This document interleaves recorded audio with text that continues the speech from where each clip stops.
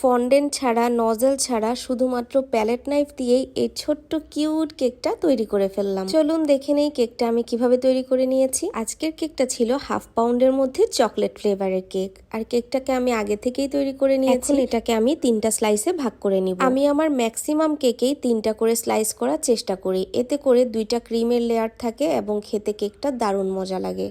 অনেকে যারা বলে কেকটা একটু চ্যাপ্টা করে বানিয়ে দিতে, তখন কেকটা আমি 2টা স্লাইস করি এবং কেকটা দেখতে যেন একটু বড়সড় হয়, তখন আমি কেকটা একটু চ্যাপ্টা করে তৈরি করি। যাই হোক, চকলেট কেকটা কিন্তু আমি প্রত্যেকটা লেয়ার চকলেট ক্রিম দিয়ে কভার করে নিচ্ছি, আর প্রত্যেকটা লেয়ারে আপনারা দেখতেই পাচ্ছেন আমি কতগুলা করে চকলেট চিপসও দিয়ে দিচ্ছি। এভাবে প্রত্যেকটা লেয়ারে চকলেট ক্রিমের সাথে যদি চকলেট চিপস দেওয়া হয় তাহলে কিন্তু কেকটা খেতে দারুণ মজা লাগে। কেকটাকে খুব ভালো করে ক্রাম কোটিং করে আমি কিছুক্ষণের জন্য ফ্রিজে সেট করে নিব।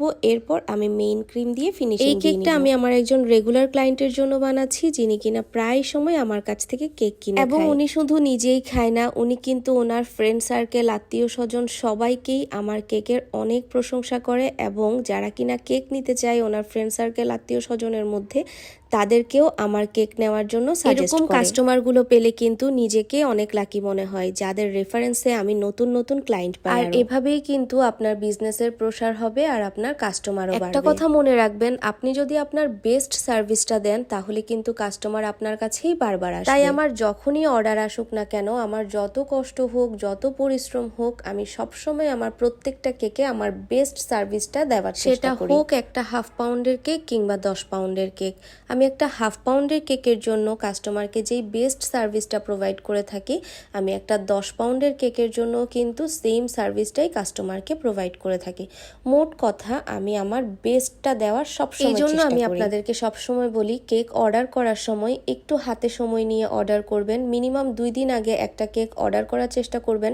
আপনারা অনেকেই মনে করতে পারেন 2 দিন আগে অর্ডার করলে কি কেকটা আমি 2 দিন আগে বানিয়ে রাখবো?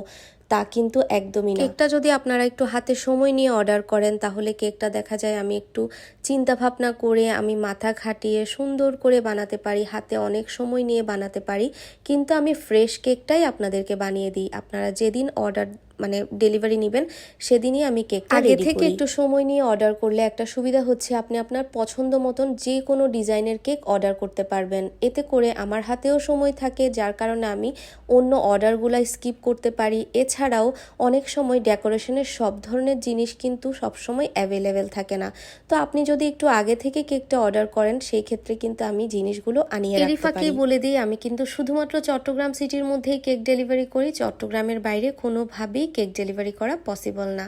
তাই যারা কিনা আমাকে প্রতিনিয়ত চট্টগ্রামের বাহির থেকে মেসেজ করেন, কল করেন, তাদের কাছে আমি আন্তরিকভাবে দুঃখিত, এবং আমি আমার প্রত্যেকটা ভিডিওতেই কিন্তু প্রায় সময় বলে দেই যে আমি শুধুমাত্র চট্টগ্রাম সিটির মধ্যেই কেক ডেলিভারি করি। কিন্তু অনেকে পুরো ভিডিও না দেখেই মেসেজ অথবা কল দিয়ে থাকেন, এবং পরবর্তীতে যখন আমি না করে দেই তখন ওনারা মনে কষ্ট পেয়ে যায়। যাই হোক, কথা বলতে বলতে আমি কেকটা কিভাবে তৈরি করছি সেটাও কিন্তু আপনাদের সঙ্গে শেয়ার করছি। এখানে আমি কোনো ধরনের ফন্ডেন্ট কিংবা নজেলের কোনো কাজই করি নাই, শুধুমাত্র ক্রিম দিয়ে আমি কাজ করছি। কাজগুলো আমি কিভাবে করছি আপনারা যদি মনোযোগ দিয়ে একটু দেখেন, আপনারা নিজেরাও এটা খুব সহজেই ঘরেই তৈরি করতে পারবেন। আমি এখানে আলাদা আলাদা পাইপিং ব্যাগে প্রত্যেকটা কালারের ক্রিম ভরে নিয়েই কাজগুলো করছি, যাতে করে কাজটা করতে আমার ইজি হয়। কেকটা একদম ছোট্ট মোট্ট হলেও কেকটা এত কালারফুল হয়েছিল যা কিনা বলার বাইরে। লাস্টে আমি একদম কালারফুল সুগার বল দিয়ে দিয়েছি, এতে করে কেকটা দেখতে আরো অনেক লুক্রেটিভ হয়ে গিয়েছে। আপনাদের কাছে আমার কেকের ডেকোরেশনগুলো কেমন লাগে, আমার ভিডিওগুলো কেমন লাগে, অবশ্যই ভিডিওতে কমেন্ট করে জানাবেন। ভালো লাগলে লাইক এন্ড শেয়ার করে সাথেই থাকবেন।